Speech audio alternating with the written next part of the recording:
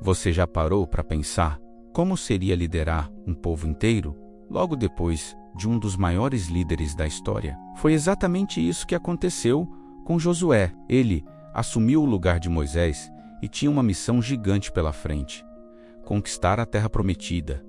Imagine a pressão, mas é justamente aí que a gente vê o poder da promessa e da fidelidade de Deus. Olá, queridos, a paz do Senhor. Bem-vindos a mais um vídeo da nossa série de leitura bíblica em um ano. Hoje vamos mergulhar nos primeiros 4 capítulos do livro de Josué. É uma história de coragem, fé e da mão poderosa de Deus guiando o seu povo. E se você gosta de estudar a Bíblia e quer continuar crescendo na fé com a gente, eu já te peço para fazer algo que nos ajuda demais. Deixa o seu like aqui embaixo. Quando você clica no gostei, o YouTube entende que este conteúdo é relevante e o mostra para mais pessoas que também querem aprender sobre a palavra de Deus. Isso leva menos de um segundo e faz toda a diferença para o nosso canal. Vamos começar no capítulo 1. Moisés morreu e o povo está de luto. O clima é de incerteza. Então, Deus fala diretamente com Josué. E a primeira coisa que ele faz é dar uma ordem clara e uma promessa incrível: seja forte e corajoso, porque você conduzirá este povo para herdar a terra que prometi sob juramento aos seus antepassados. Não se desvie dela, nem para a direita, nem para a esquerda, para que você seja bem-sucedido por onde quer que andar. Essa frase, seja forte e corajoso, se repete várias vezes. Deus não estava só dando um tapinha nas costas de Josué. Ele estava reforçando que a coragem não vinha da capacidade de Josué, mas da certeza da presença de Deus. E tem mais. Deus diz: ninguém conseguirá resistir a você todos os dias da sua vida. Assim como estive com Moisés, estarei com você. Nunca o deixarei, nunca o abandonarei. Que promessa poderosa! Isso nos ensina que, mesmo diante dos maiores desafios, a presença de Deus é a nossa maior fonte de força. Deus também dá uma instrução fundamental: meditar na lei dia e noite. Não era só ler por ler, mas viver, respirar, pensar nos ensinamentos de Deus o tempo todo. Isso garantiria o sucesso da missão. Josué obedientemente reúne os oficiais do povo e dá a ordem: preparem as provisões. Daqui a 3 dias vocês atravessarão o Jordão para tomar posse da terra. A fé de Josué já começa a entrar em ação. Ele também lembra as tribos de Ruben, Gade e a meia tribo de Manassés da promessa que fizeram a Moisés. Eles ajudariam na conquista antes de se estabelecerem em suas terras. E eles confirmam sua lealdade a Josué, assim como foram leais a Moisés. O cenário está montado para a grande jornada. Agora, vamos para o capítulo 2. Antes de avançar com todo o povo, Josué, de forma estratégica, envia 2 espiões para Jericó. A missão deles era observar a terra, especialmente a cidade fortificada. Eles chegam e se hospedam na casa de uma mulher chamada Rob, que morava junto ao muro da cidade. Uma curiosidade aqui é que a casa dela ser no muro foi crucial para a fuga deles mais tarde. A notícia da chegada dos espiões se espalha e o rei de Jericó manda prendê-los. É aqui que vemos a fé surpreendente de Raabe. Ela esconde os homens no terraço, debaixo de talos de linho que estavam secando, e mente para os guardas do rei, dizendo que eles já tinham partido. Por que ela fez isso? Raabe explica aos espiões: eu sei que o Senhor deu a vocês esta terra. O pavor de vocês caiu sobre nós, pois ouvimos como o Senhor secou as águas do Mar Vermelho perante vocês, quando saíram do Egito. Quando ouvimos isso, o nosso coração se derreteu de medo. Raabe não apenas ouviu falar dos milagres de Deus, ela creu. Ela reconheceu o Deus de Israel como o Deus verdadeiro. Por causa dessa fé, ela faz um acordo com os espiões.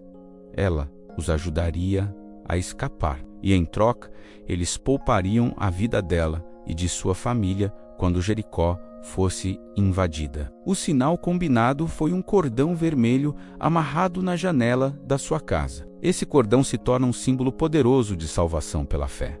Raabe os ajuda a descer pelo muro com uma corda e os instrui a se esconderem nas colinas por 3 dias antes de voltarem para Josué. A história de Raabe é tão impactante que ela é mencionada no Novo Testamento, na galeria dos heróis da fé em Hebreus e até na genealogia de Jesus em Mateus. Uma mulher estrangeira, com um passado questionável, se torna parte da história da redenção. Incrível, não é? Os espiões voltam a Josué e relatam tudo, concluindo: o Senhor certamente entregou a terra toda em nossas mãos. Todos os habitantes estão apavorados por nossa causa. Com essa confirmação, a confiança de Josué e do povo é renovada. No capítulo 3, a ação começa de verdade. O povo levanta acampamento e vai até a margem do Rio Jordão. E aqui tem um detalhe importante. O Jordão estava na época da cheia, transbordando. Atravessar seria humanamente impossível. Isso mostra que Deus não escolhe o caminho mais fácil, mas o caminho que mais glorifica o seu nome. Deus dá instruções específicas a Josué. Os sacerdotes que carregavam a Arca da Aliança, que simbolizava a presença de Deus, deveriam ir na frente. O povo deveria manter uma distância de cerca de 1 quilômetro da arca. Essa distância era um sinal de respeito e santidade. Quando os pés dos sacerdotes tocassem as águas do Jordão, algo extraordinário aconteceria. E acontece. No momento exato em que os sacerdotes entram no rio, as águas que vinham de cima param de fluir. Elas se amontoaram como uma muralha a uma grande distância, num lugar chamado Adã. E as águas que desciam para o Mar Morto foram completamente cortadas. O leito do rio ficou seco. Os sacerdotes ficaram parados no meio do Jordão, firmes em terra seca, enquanto toda a nação de Israel atravessava. Pense na cena. Um rio caudaloso, em época de cheia, simplesmente para de correr. É um milagre tão grandioso quanto a abertura do Mar Vermelho. Deus estava mostrando para a nova geração que Ele era o mesmo Deus que agiu no tempo de Moisés. Ele estava validando a liderança de Josué e ensinando ao povo a confiar e obedecer. Isso nos leva ao capítulo 4, que foca em um tema central: a memória. Deus não quer que seus grandes feitos sejam esquecidos. Assim que todo o povo atravessa, Deus dá outra ordem a Josué. Ele manda escolher 12 homens, um de cada tribo, para pegar 12 pedras do meio do Jordão, do lugar exato onde os sacerdotes estavam parados com a arca. Essas pedras não eram pedras quaisquer. Elas serviriam como um memorial. Josué instrui os homens a carregarem as pedras nos ombros e a montarem um monumento no lugar onde acampariam naquela noite, em Gilgal. O propósito era claro. Josué diz: no futuro, quando seus filhos lhes perguntarem: que significam estas pedras? Vocês lhes responderão que as águas do Jordão foram interrompidas diante da arca da aliança do Senhor. Estas pedras serão um memorial eterno para o povo de Israel.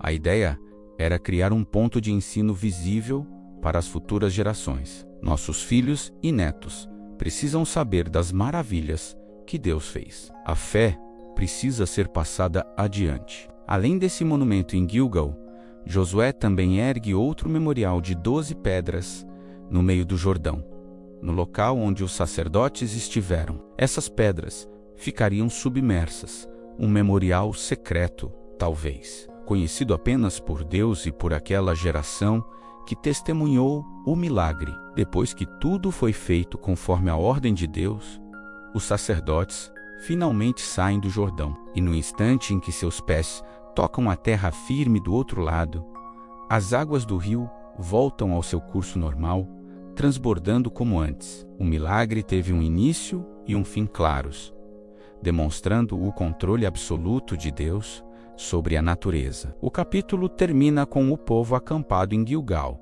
e as 12 pedras erguidas como um testemunho poderoso. O propósito final, como diz o texto, era para que todos os povos da terra saibam que a mão do Senhor é poderosa e para que vocês sempre temam o Senhor, o seu Deus. Estes primeiros 4 capítulos de Josué são uma base fantástica para todo o resto do livro. Eles nos mostram que a obediência à palavra, a coragem que vem da presença de Deus, a fé que age mesmo no impossível e a importância de lembrar e ensinar os feitos do Senhor são fundamentais na nossa caminhada. Assim como Israel, nós também somos chamados a atravessar nossos Jordões e a conquistar as promessas de Deus para nós, sempre confiando que Ele está conosco. Essa história é cheia de fé, coragem e milagres. E se você foi abençoado com essa palavra, eu quero te convidar a compartilhar este vídeo com pelo menos uma pessoa. Pode ser no seu grupo da igreja, com um amigo ou familiar. Ao compartilhar, você nos ajuda a espalhar a palavra e a edificar mais vidas. E claro, se você ainda não é inscrito, se inscreva no canal e ative o sininho de notificações. Assim, você não perde nenhum episódio da nossa leitura bíblica e continua firme nesse propósito com a gente. Que Deus abençoe sua vida.